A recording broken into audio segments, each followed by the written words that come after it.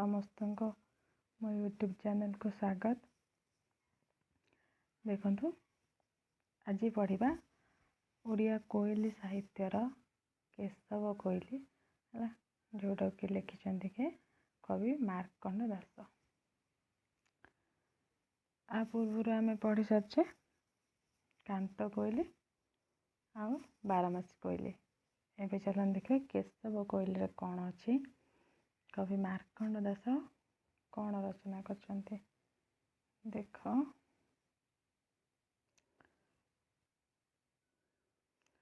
କହିଲେ କୋଇଲି କେଶବ ଯେ ମଥୁରାକୁ ଗଲା, କାହା ବୋଲେ ଗଲା ପୁତ୍ର ବାହୁଡ଼ି ନଇଲା ଲୋ କୋଇଲି। ହେଲା, ଏଠି ପୁଣି କୋଇଲିକୁ କହିଛନ୍ତି କି ନା, ଏଠି ଦେଖ ମଥୁରା କୁହାଯାଇଛି ମାନେ କ'ଣ, ଏଇଟା ମଥୁରା ମାନେ କ'ଣ, ମଥୁରାକୁ ଯାଇଛନ୍ତି କିଏ? ଶ୍ରୀକୃଷ୍ଣ। ଶ୍ରୀକୃଷ୍ଣଙ୍କ ବିଷୟରେ କୁହାଯାଇଛି। କିଏ କହିଥିବେ? ମାତା ଯଶୋଦା। ମାତା ଯଶୋଦା କହିଛନ୍ତି। କ'ଣ କହିଛନ୍ତି? ଯେତେବେଳେ ଶ୍ରୀକୃଷ୍ଣ ମଥୁରାକୁ ପଳେଇ ଯାଇଥିଲେ, ଅକ୍ରୁର ଆସି ତାଙ୍କୁ ନେଇ ଯାଇଥିଲେ ଧନୁଯାତ୍ରା ଦେଖିବାକୁ, ଯେଉଁ କଂସ ଧନୁଯାତ୍ରାର ଆୟୋଜନ କରିଥିଲେ, ଯେଉଁଦ୍ୱାରା କି ସେ ନିମନ୍ତ୍ରଣ କରିଥିଲେ ନନ୍ଦରାଜ ଆଉ ଶ୍ରୀକୃଷ୍ଣ ବଳରାମଙ୍କୁ। ସେଇଥିରେ ଶ୍ରୀକୃଷ୍ଣ ଆଉ ବଳରାମ ଉଭୟ ଯାଇଥିଲେ ମଥୁରାକୁ। ହେଲା, ସେଇ କଥା କହିଛନ୍ତି। କେଶବ ଯେ ମଥୁରାକୁ ଗଲା, କେଶବ ମାନେ କିଏ? ଶ୍ରୀକୃଷ୍ଣ। କାହା ବୋଲେ ଗଲା ପୁତ୍ର ବାହୁଡ଼ି ନଇଲା। କାହା ବୋଲେ, କାହା ବୋଲେ ମାନେ କିଏ କହିବାରୁ ସେ ଗଲା କି ମୋ ପୁତ୍ର ଆଉ ବାହୁଡ଼ି ନଇଲା। ଗଲା ଯେ ଯାତ୍ରା ଦେଖିବାକୁ ଗଲା, ଆଉ ସେ ବାହୁଡ଼ିକି ଆସିଲାନି, ଆଉ ଫେରିକି ଆସିଲାନି। ପୁଣି କହିଲା କୋଇଲି ଖଣ୍ଡ କ୍ଷୀର ଦେବି ମୁଁ କାହାକୁ, ଖଣ୍ଡ କ୍ଷୀର ଦେବି ମୁଁ କାହାକୁ, ଖାଇବାର ପୁତ୍ର ଗଲା ମଥୁରାପୁରକୁ ଲୋ କୋଇଲି। ଏଇଠି ପୁଣି କ'ଣ କହିଲେ ନା, କୋଇଲି ଖଣ୍ଡ କ୍ଷୀର ମୁଁ ଦେବି କାହାକୁ। ହେଲା, ଦେବି କାହାକୁ, ଖାଇବାର ପୁତ୍ର, ଯିଏ ଖାଇବ ମୋ ପୁଅ ଶ୍ରୀକୃଷ୍ଣ ବା କାହ୍ନା। ହେଲା, ସିଏ ତ ଗଲେ କୋଉଠିକି? ମଥୁରାପୁରକୁ। ହେଲା, ତାପରେ ପୁଣି କ'ଣ କହିଲେ ନା, କୋଇଲି ଗଲା ପୁତ୍ର ବାହୁଡ଼ି ନଇଲା, ଗହନତ ବୃନ୍ଦାବନ ଶୋଭା ନ ପାଇଲା ଲୋ କୋଇଲି। ହେଲା, ପୁଣି କ'ଣ କହିଲେ ନା, କୋଇଲି ଗଲା ପୁତ୍ର ବାହୁଡ଼ି ନଇଲା, ଯେଉଁ ପୁତ୍ର ମୋର ଗଲା ପଳେଇଲା, ସିଏ ଆଉ ବାହୁଡ଼ିକି ଆସିଲାନି। ଗହନତ ବୃନ୍ଦାବନ ଶୋଭା ନ ପାଇଲା ଲୋ କୋଇଲି। ହେଲା, କହିଲେ ଏଇ ବୃନ୍ଦାବନ ଆଉ କ'ଣ ଶୋଭା ପାଉନି, ଆଉ ସୁନ୍ଦର ଦେଖାଯାଉନି ଏ ବୃନ୍ଦାବନ। କାହା ବିନା? କୃଷ୍ଣଙ୍କ ବିନା। ଆଉ ଏ ବୃନ୍ଦାବନ ଶୋଭା ଦେଖାଯାଉନି, ସୁନ୍ଦର ଦେଖାଯାଉନି। ହେଲା, ତାପରେ କହିଲେ କୋଇଲି ଘର ମୋର ନମଣନ୍ତି ନନ୍ଦ, ଘଟଣନ ଦିଶେ ପୁର ନଥିଲେ ଗୋବିନ୍ଦ ଲୋ କୋଇଲି। ହେଲା, କହିଲେ କୋଇଲି ଘର ମୋର ନ ମଣନ୍ତି ନନ୍ଦ, ନନ୍ଦ ଏ ଯେଉଁ ଆମ ଘରକୁ ଆଉ ଘର ବୋଲିକି ମଣୁନାହାନ୍ତି। ହେଲା, ଘର ତାଙ୍କୁ ଆଉ ଘର ଭଳି ଲାଗୁନି, ତାଙ୍କୁ ଭଲ ଲାଗୁନି। ହେଲା, ଘଟଣ ନଦୀ ସେ ପୁର ନଥିଲେ ଗୋବିନ୍ଦ, ଗୋବିନ୍ଦ ନଥିଲେ, ମୋ ପୁତ୍ର କୃଷ୍ଣ କହ୍ନେଇ ହେଲା ନଥିଲେ। କ'ଣ? ଘଟଣ ମାନେ ସୁନ୍ଦର। ହେଲା, ସୁନ୍ଦର ଦେଖାଯାଏ ନା କ'ଣ ନା ଘର। ହେଲା, ଘଟଣ ନଦୀ ସେ ପୁର ନଥିଲେ ଗୋବିନ୍ଦ ଲୋ। ପୁର ମାନେ ଘର ବା ସେ ଅଗଣା ବା ଟୋଟାଲ କ'ଣ ବୃନ୍ଦାବନ କହିଲେ। ତାପରେ କହିଲେ କୋଇଲି ନନ୍ଦ ଦେହ ପାଷାଣେ ଗଢ଼ିଲା, ନୟନେ କଜଳ ଦେଇ ରଥେ ବସାଇଲା ଲୋ କୋଇଲି। ହେଲା, ଏଇଠି କ'ଣ କହିଲେ ଦେଖ ନା, କୋଇଲି ନନ୍ଦର ଦେହ, ନନ୍ଦ କିଏ? ଶ୍ରୀକୃଷ୍ଣଙ୍କର ପିତାଶ୍ରୀ। ହେଲା, ନନ୍ଦ ଦେହ ପାଷାଣେ ଗଢ଼ିଲା। ନନ୍ଦ ଦେହ ଯେତେବେଳେ ଅକ୍ରୁର ଆସିଥିଲେ ଶ୍ରୀକୃଷ୍ଣଙ୍କୁ ନେବା ପାଇଁ, ନନ୍ଦ ତାଙ୍କୁ କ'ଣ ଅନୁମତି ଦେଇଥିଲେ କି ଶ୍ରୀକୃଷ୍ଣଙ୍କୁ ନେଇକି ଯିବା ପାଇଁ, ଶ୍ରୀକୃଷ୍ଣ ବଳରାମଙ୍କୁ। ସେଇଥିପାଇଁ କହିଛନ୍ତି ପାଷାଣେ ଗଢ଼ିଲା, ମାନେ ଗଢ଼ିଲା ମାନେ ପାଷାଣରେ ନନ୍ଦ ଦେହକୁ ବୋଧେ କ'ଣ ଗଢ଼ା ହେଇଛି।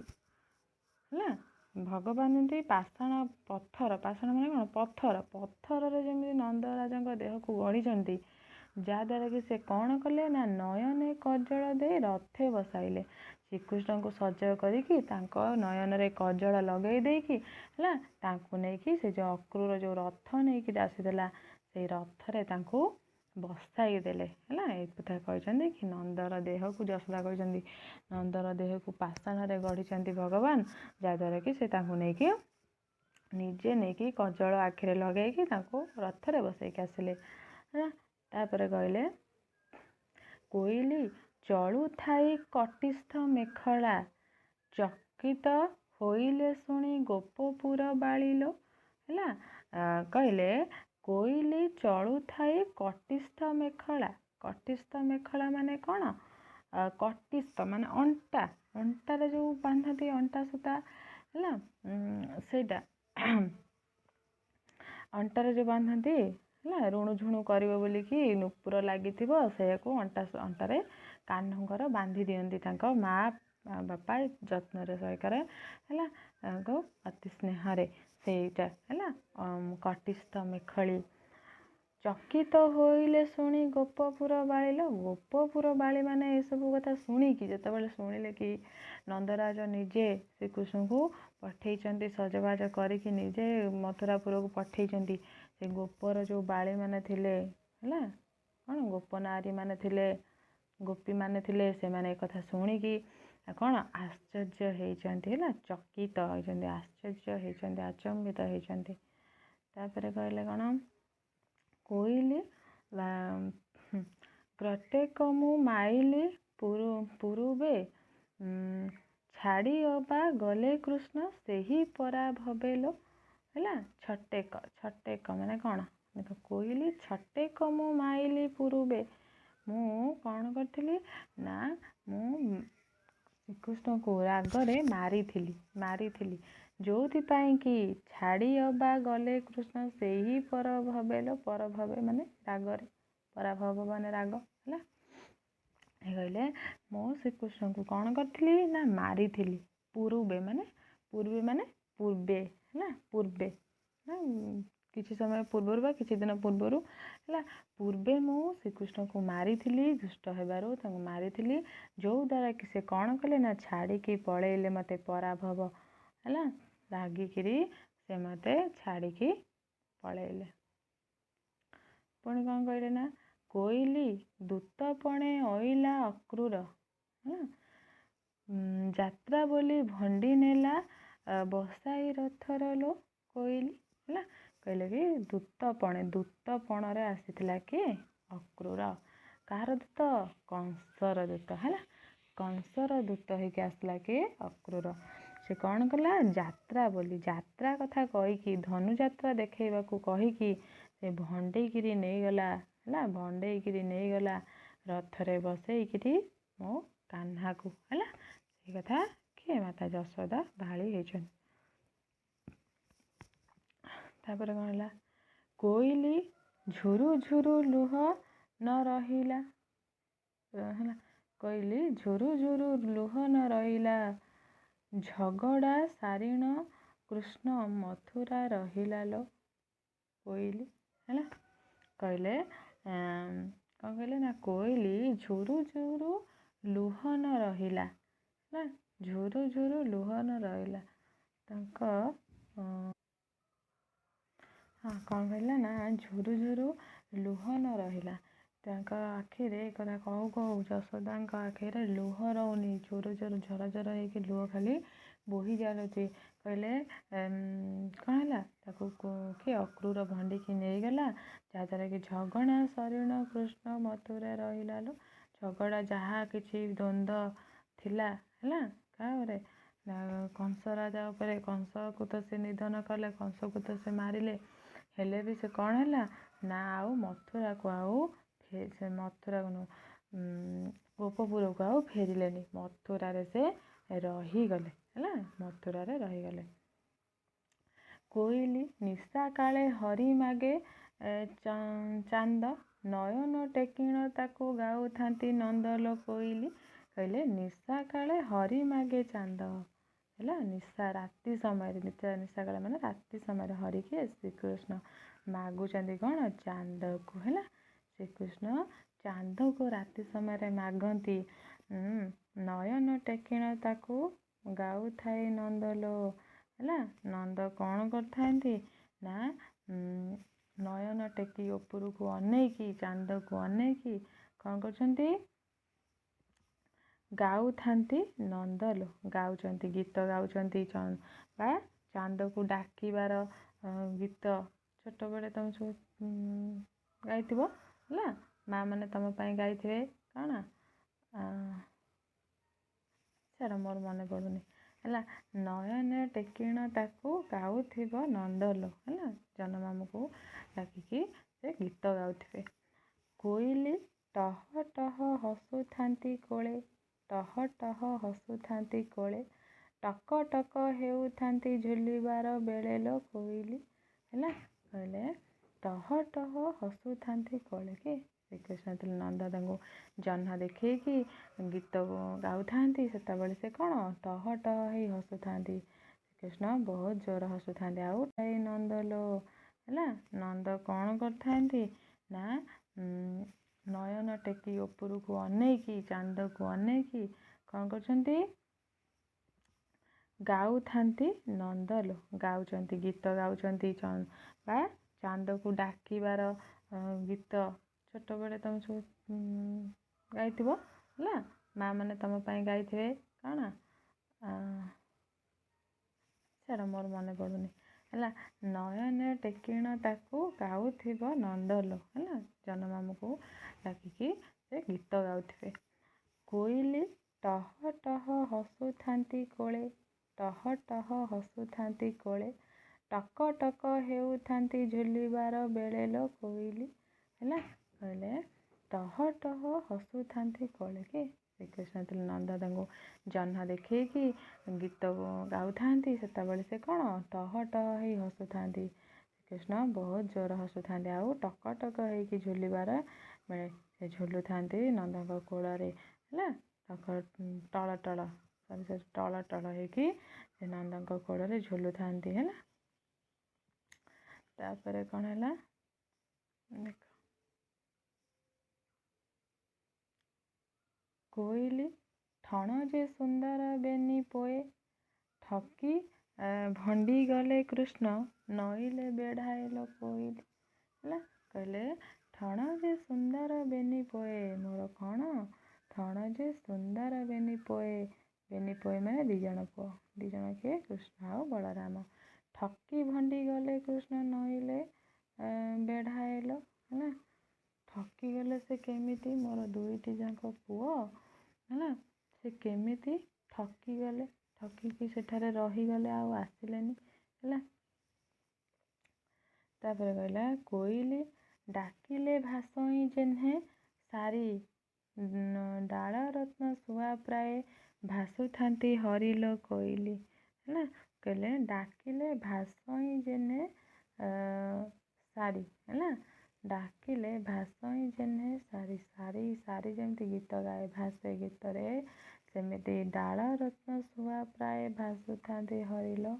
ଡାଳ ରତ୍ନ ଶୁଆ ପ୍ରାୟ ଭାସୁଥାନ୍ତି ହରି। ହେଲା ହରି ଡାଳ ରତ୍ନ ଶୁଆ ପ୍ରାୟ ଭାସୁଥାନ୍ତି କେମିତି ନା କାହାର ଡାକରେ ସାରିର ଡାକରେ। ହେଲା କୋଇଲି ଡାଳୁଥାନ୍ତି ମାଏ ଯଶୋବନ୍ତୀ ଢାଳେ ହରାଇଲି ମୋର ପୁତ୍ର ଶ୍ରୀପତି ଲୋ।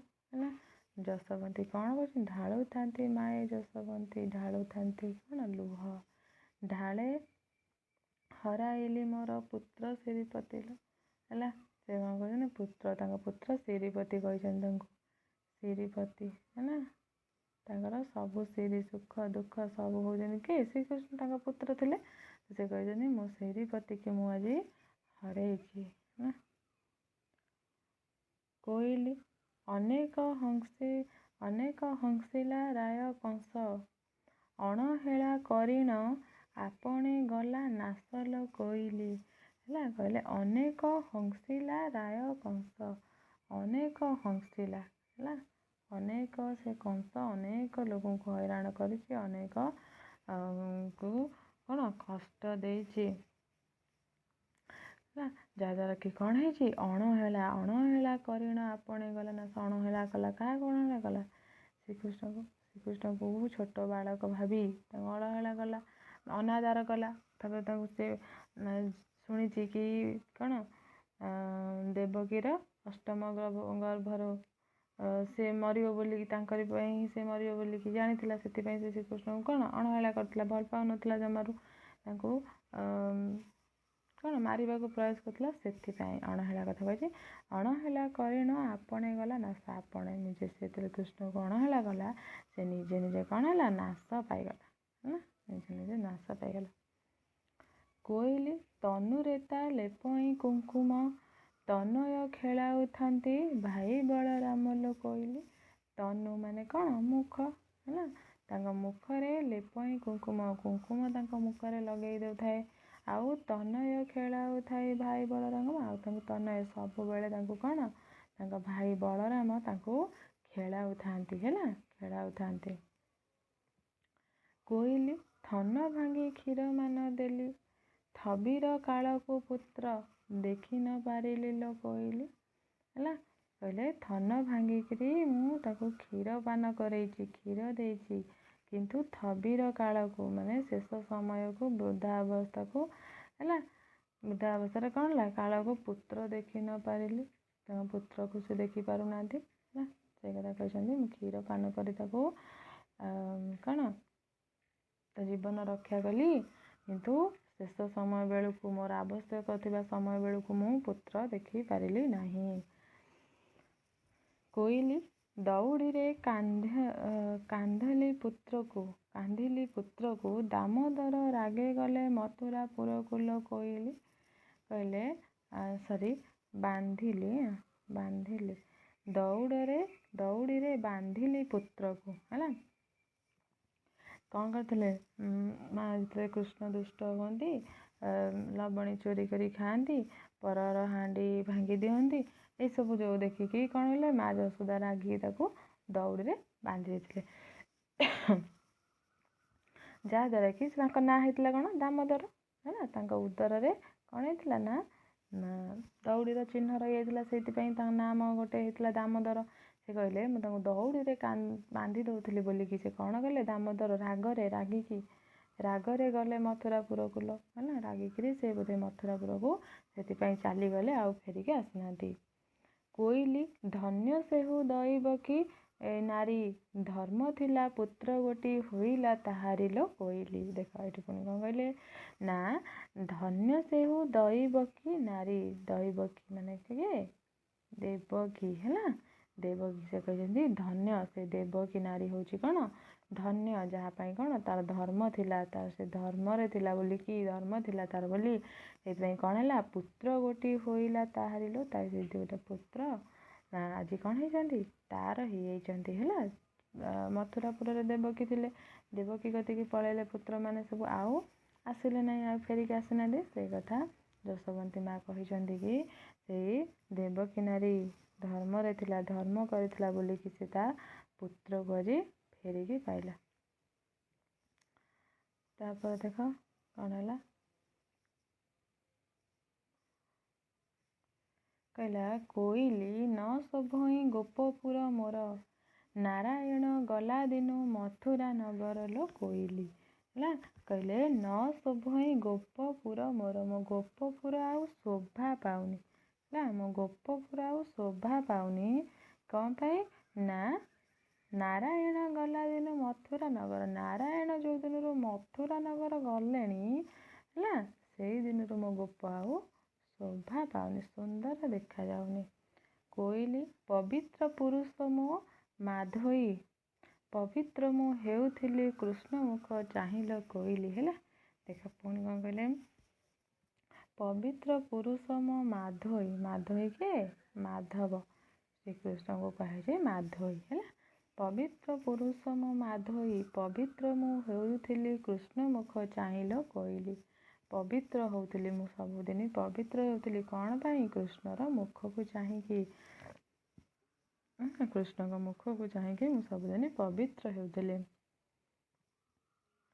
କୋଇଲି ଫଳିବାକୁ ନାହିଁ ମୋର ଆଶା, ଫଳିବାର ଫଳ ଗଲା ବସୁଦେବ ପାଶେଲ କୋଇଲି। ହେଲା, କହିଲେ ଫଳିବାକୁ ନାହିଁ ମୋର ଆଶା। ଫଳିବାକୁ ମାନେ କ'ଣ? ମାନେ ପୁତ୍ର ଜାତ କରିବାକୁ, ଆଉ ପୁତ୍ର ଜନ୍ମ କରିବାକୁ ତାଙ୍କର କ'ଣ ଆଶା ନାହିଁ। ହେଲା, କାହିଁକିନା ବୃଦ୍ଧ ଅବସ୍ଥାରେ ତ ଶ୍ରୀକୃଷ୍ଣ ଜନ୍ମ ମାନେ ଶ୍ରୀକୃଷ୍ଣ ଗୋଟେ ଝିଅ କିଏ ବିଜୁଳି କନ୍ୟା ଜନ୍ମଗ୍ରହଣ କରିଥିଲେ। ପୁଣି ବସୁଦେବ ତାଙ୍କୁ ଆଣିକି ଶ୍ରୀକୃଷ୍ଣଙ୍କୁ ଆଣିକି ତାଙ୍କ ପାଖରେ ରଖିଥିଲେ, ବିଜୁଳି କନ୍ୟାକୁ ନେଇଯାଇଥିଲେ, ଏସବୁ କଥା ତ ଜାଣିଥିବେ।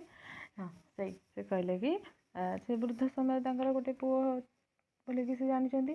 ତ ତାପରେ କ'ଣ ହେଲା, ସେ କହିଛନ୍ତି କି ଆଉ ତ ମୁଁ ମାନେ ପୁତ୍ରଜାତ କରିବାର ମୋର ଆଶା ନାହିଁ, କିନ୍ତୁ ଫଳିବାର ଫଳ ଗଲା। ମୋର ଯେଉଁ ବୃଦ୍ଧ କାଳରେ ଯେଉଁ ପୁତ୍ରଟି ମୋର ହୋଇଥିଲା, ଜାତ ହୋଇଥିଲା, ସେ କ'ଣ ହେଲା, ବସୁଦେବ ପାଖକୁ ପଳେଇଲା। ବସୁଦେବ ହେଲା, ବସୁଦେବଙ୍କ ପାଖକୁ ପଳେଇଲା। ବସୁଦେବ କିଏ? କୃଷ୍ଣଙ୍କ ପିତା। କୋଇଲି ବହୁତ ସହିଲି ତାଙ୍କ ଅଳି, ବଢ଼ଇ ଶରଧା ଭାଙ୍ଗି ଗଲେ ବନ ମାଳିଲ କୋଇଲି। ବହୁତ କହିଲେ, ବହୁତ ସହିଲି ତାଙ୍କ ଅଳି, ମୁଁ ତାଙ୍କ ଅଳି ବହୁତ ସହିଛି। କାହା ଅଳି? କୃଷ୍ଣ ଆଉ ବଳରାମଙ୍କ ଅଳି ବହୁତ ସହିଛି। କିନ୍ତୁ କ'ଣ ହେଲା, ବଢ଼ଇ ଶରଧା ଭାଙ୍ଗି ଗଲେ ବନମାଳି। କିନ୍ତୁ ସେ ଯେତେ ବି ଥିଲା ଶ୍ରଦ୍ଧା ତାଙ୍କ ପ୍ରତି ଥିଲା, ତାଙ୍କର ମୋ ପ୍ରତି ଯେତେ ଶ୍ରଦ୍ଧା ଥିଲା, ସେ ଶ୍ରଦ୍ଧାକୁ ସେ ଭାଙ୍ଗି ଦେଇଛନ୍ତି। ଭାଙ୍ଗି ଦେଇକି କୁଆଡ଼େ ଗଲେ? ହେଲା, ମଥୁରାପୁରକୁ ପଳେଇଲେ ବନମାଳି। ବନମାଳିଟି କାହାକୁ କହିଲା? ଶ୍ରୀକୃଷ୍ଣଙ୍କୁ କୁହାଗଲା। ହେଲା, ମଥୁରାପୁରକୁ ଚାଲିଗଲେ। କୋଇଲି ଭଣ୍ଡି ମୋତେ ଗଲେ ବେନି ପୋଏ, ଭାଇ ତାଙ୍କ ବଳରାମ ନଇଲେ ବେଢ଼ାଇଲ କୋଇଲି। ହେଲା, କହିଲେ ଭଣ୍ଡି ମୋତେ ଗଲେ ବେନି ପୋଏ, ଭଣ୍ଡି ଗଲେ ମୋତେ କ'ଣ ଭଣ୍ଡେଇ ଦେଇକି 2 ଜଣ ପୋଏ।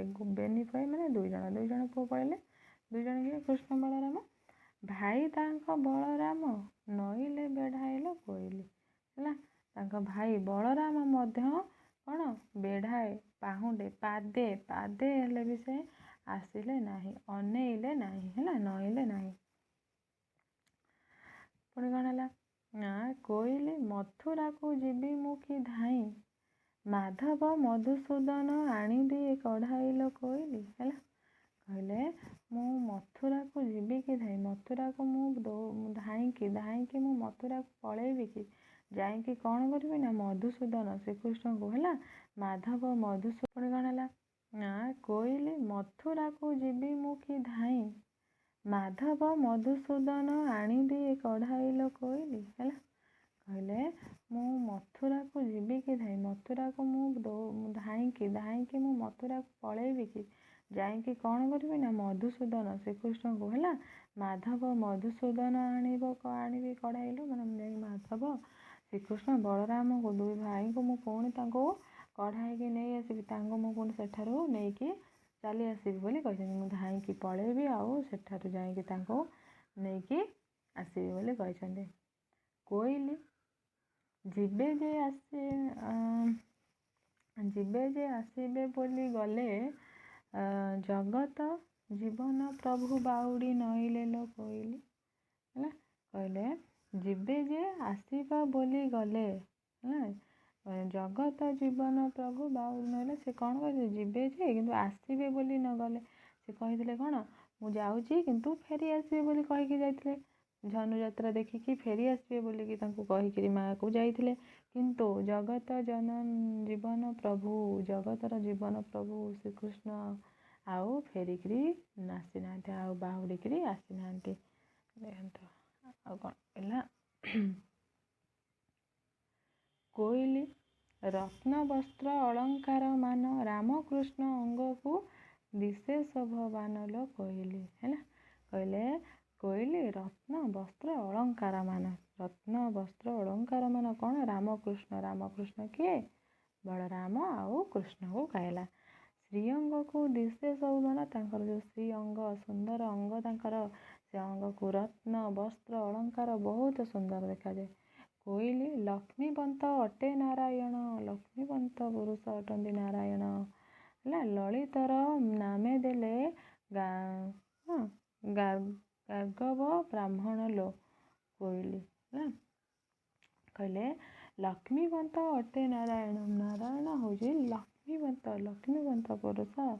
ଲଳିତରେ ନାମ ଦେଲେ ଗାର୍ଗବ ବ୍ରାହ୍ମଣ ଲୋ କୋଇଲି ହେଲା।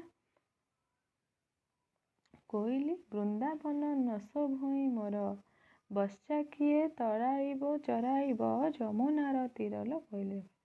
ବୃନ୍ଦାବନ ନ ଶୋଭଇ ମୋର, ବୃନ୍ଦାବନ ମୋତେ ଆଉ ଶୋଭନ ଦେଖାଯାଉନି, ସୁନ୍ଦର ଦେଖାଯାଉନି। ବର୍ଷା, ବର୍ଷା ମାନେ କ'ଣ? ବାଛୁରୀ, ବାଛୁରୀ ଗାଈ ହେଲା। ବାଛୁରୀ ମୋର କିଏ ଚରାଇବ ଯମୁନା ତୀରେ, ଯମୁନା କୂଳକୁ ଯାଇକି ଶ୍ରୀକୃଷ୍ଣ ବାଛୁରୀ ଚରାଉଥିଲେ।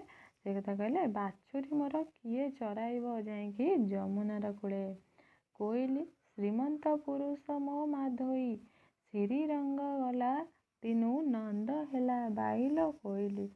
କହିଲେ ଶ୍ରୀମନ୍ତ ପୁରୁଷ ମୋ ମାଧୋଇ, ମୋ ମାଧବ ମୋ କୃଷ୍ଣ ହେଉଛି କ'ଣ? ଶ୍ରୀମନ୍ତ ପୁରୁଷ, ଲକ୍ଷ୍ମୀବନ୍ତ ପୁରୁଷ। ସିଏ ଗଲା ଦିନରୁ, ଶ୍ରୀରଙ୍ଗ ଗଲା ଦିନୁ ନନ୍ଦ ହେଲେ ବାଇଲ କୋଇଲି। ସେଇଦିନ, ସେ ଯେଉଁଦିନଠାରୁ ମୋ ଶ୍ରୀବନ୍ତ ଗଲେଣି, ମୋ ଲକ୍ଷ୍ମୀବନ୍ତ ପୁରୁଷ ଗଲେଣି, ସେବେଠାରୁ ନନ୍ଦ କ'ଣ ହେଇଛନ୍ତି? ବାଇଆ ବଳି ହେଉଛନ୍ତି ହେଲା। ବାଇ ହୋଇଗଲେଣି, ତାଙ୍କୁ ଚିନ୍ତା କରି କରି, ଭାବି ଭାବି। କୋଇଲି ଶଶୀ ଯେହ୍ନେ ଦିନୁ ଦିନ କ୍ଷୀଣ, ସେହିପରି କ୍ଷୀଣ ହେଲେ ମୋ ନନ୍ଦ ରାଜନ ଲୋ କୋଇଲି। କ'ଣ କହିଲେ? ଶଶୀ ମାନେ ଜହ୍ନ, ଯେଉଁ ଶଶୀ, ଯେହ୍ନେ ଦିନୁ ଦିନ କ୍ଷୀଣ, ଯେମିତି ଦିନକୁ ଦିନ କ'ଣ କ୍ଷୀଣ ହେଇଯାଆନ୍ତି। କେଉଁ ସମୟରେ? ଯେତେବେଳେ ଅମାବାସ୍ୟା ଆସିବାର ଥାଏ ହେଲା, କ୍ଷୀଣ ହେଇଯାଆନ୍ତି। ସେହିପରି କ୍ଷୀଣ ହେଲେ ମୋ ନନ୍ଦ ରାଜନ ଲୋ, ମୋ ନନ୍ଦ ରାଜନ ଯେମିତି ଶଶୀ ଜହ୍ନ ଯେମିତି ଅମାବାସ୍ୟା ଆସିବା ପୂର୍ବରୁ କ୍ଷୀଣ ହେଇ ଯାଆନ୍ତି, ସେହିପରି କ'ଣ ହେଇଛି? ମୋ ନନ୍ଦ ରାଜନ, ମୋ ନନ୍ଦ ଏବେ ସେହିପରି କ୍ଷୀଣ ହେଇ ଯାଉଛନ୍ତି ହେଲା। କୋଇଲି 7 ଦିନ ଇନ୍ଦ୍ର ବୃଷ୍ଟି କଲା, ଶପଥ ବରଷ ପୁତ୍ର ମନ୍ଦର ଧଇଲା ଲୋ କୋଇଲି। କହିଲେ ଇନ୍ଦ୍ର ଯେତେବେଳେ 7 ଦିନ ଯାଏ ବୃଷ୍ଟି କଲା, ବୃଷ୍ଟିପାତ ବର୍ଷା କରିଥିଲା ଇନ୍ଦ୍ର ହେଲା, ସେତେବେଳେ କ'ଣ ହେଇଥିଲା ନା ଶପଥ ବରଷ ପୁତ୍ର, 7 ବର୍ଷର ହେଇଥିଲେ କୃଷ୍ଣ ସେତେବେଳେ। ଶପଥ ବରଷ ପୁତ୍ର ମନ୍ଦର ଧଇଲା ଲୋ ହେଲା।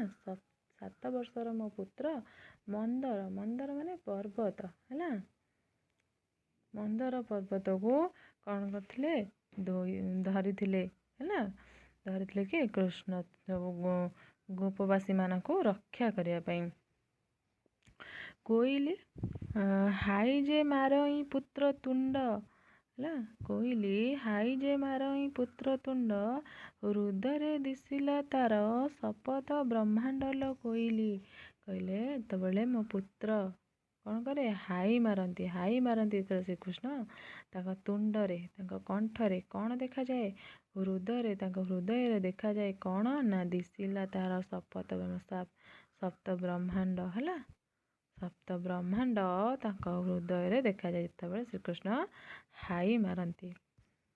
କୋଇଲି ଦକ୍ଷିଣୀ ବନ୍ଦଣୀ ଭୁଜ ଦଣ୍ଡ, କ୍ଷମା କର ଦୋଷୀ ମୋର ଭଣେ ମାର କଣ୍ଡ ଲୋ କୋଇଲି। କହିଲେ